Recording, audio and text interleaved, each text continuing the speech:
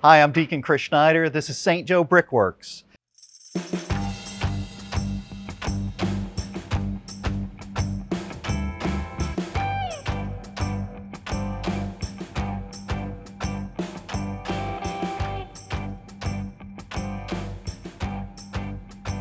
We've been in business since 1891.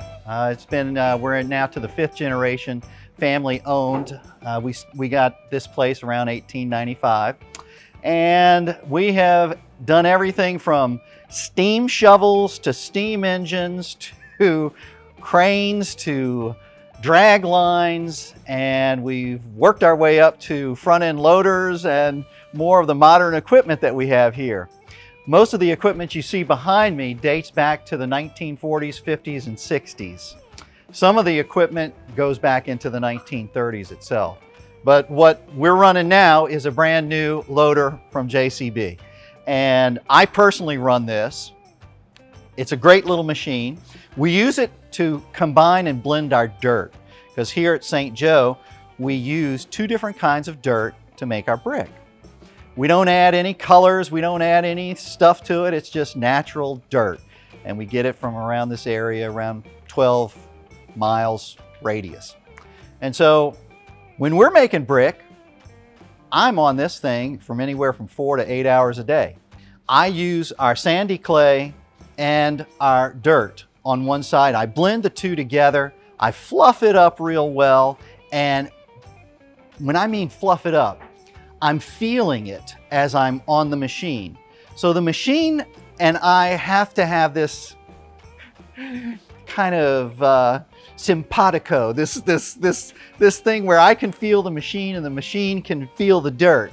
And I can tell with my controller, my right hand, I can feel it through that, but I can also feel it through the wheels, the tires, and the way it hits the dirt, if the dirt is too wet or too dry.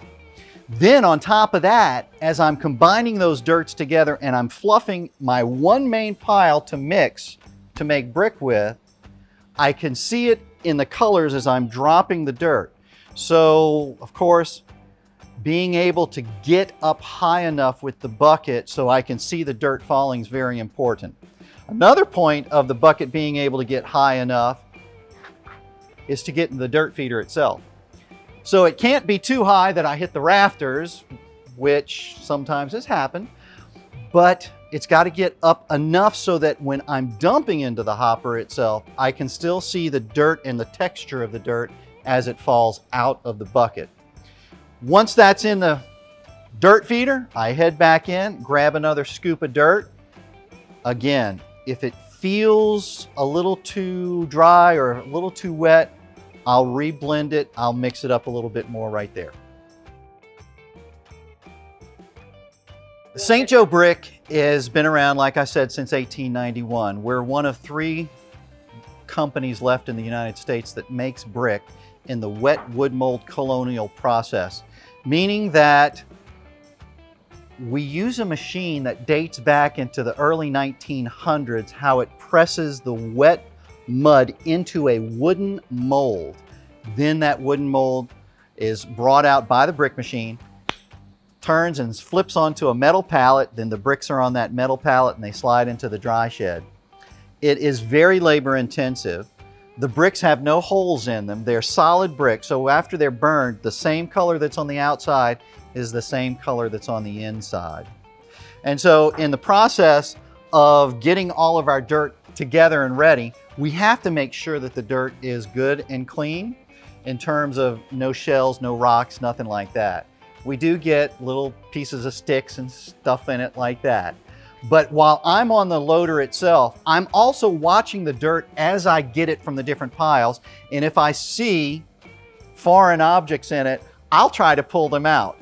If not, we have someone who's what's called picking roots. They're grabbing anything out, because sometimes we find old railroad spikes, we find all sorts of stuff.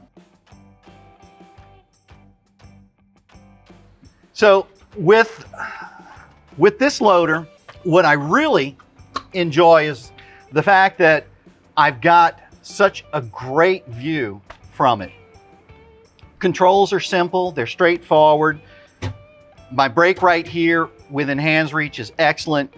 But the controls are well done. I like the digital controls, but me being an old timer, I really like the 2 analogs on the side. I like having my fuel on the left. I like my temperature on the right. That's my main things that I'm watching the whole time that I'm working. Seat's very comfortable. Mirrors are great. And it's easy to get inside the engine too and go to all of the stuff that I got to check in there, especially cleaning out the air filter and doing the oil, which we do that every day. I do that every day a couple of times while I'm in the process of using the machine. While we were looking around at different loaders, we covered a bunch of different models and different makes and talked with a number of different people. And then John Crawford showed up and we got along with him great. My brother and I did. And he said, well, let me get one of these machines out there for you to try. With us here at the Brickyard, there are lots of people who want us to use their equipment. And it's important to be able to try the equipment first for us in the process that we use, just for the sheer fact that some equipment just doesn't work well at all. Well, I had seen JCB all around for years, and I had never even considered them until John showed up from Briggs and said, hey, give us a chance, give us a try. We can compete, and we got a machine that can work for you, and I think I got a machine right now. And so Pete and I said, bring it. So he brought it out here to us, and I jumped on it up at the front gate and brought it back here and started messing with the dirt and moving around and having the ability to drop the bucket and put forks on out here is so very important for us to have a loader that can interchange what we got on the front end to the forks. So that was excellent. The controller for that's right up here. It's simple, it's straightforward, and the guys, John and the rest of them, were just great working with us. They let us try the machine long enough that we were able to make brick with it, and it hit every number 10 that we had for what was necessary for a piece of equipment to work here at St. Joe Brick. And so we're JCBers now, and we're with John and his people at Briggs. So thanks to them.